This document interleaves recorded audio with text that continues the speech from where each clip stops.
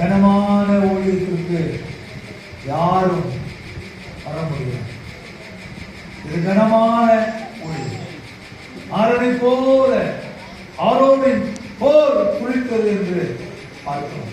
மோசேயும் ஆரோனும் தன்னுடைய ஊழியத்தை 6 நாட்களில் செய்து 2ஆம் ஆளாகிய இயேசு கிறிஸ்துவின் மூலமாக இன்றைக்கு உலகமெங்கும் அவருடைய நாமத்தை வெளிப்படுத்திக் கொண்டிருக்கிறோம்.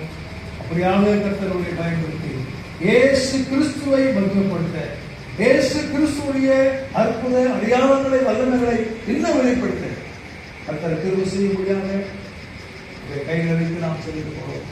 கை வைக்கிறோம், அசம கை வைக்க நோக்கி நாம் ஜெபம் பண்ணுவோம்.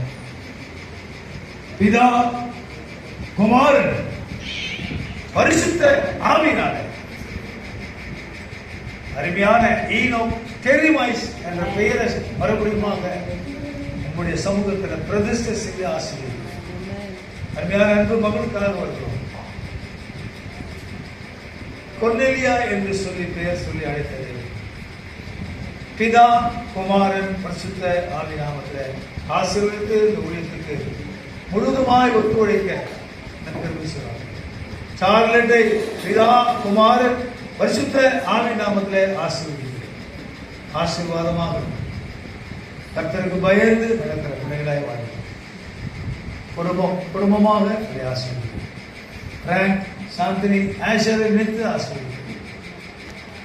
ஓரை, மேலை, லுக்காயிரை வைத்து ஆசீர்வதிக்கிறேன். சபை மக்களையும் மூப்பர்களையும் ஆசீர்வதிக்கிறேன். இயேசுவின் நாமத்தில் ஏற்றுக்கொள்கிறோம். நல்ல பிதாவே.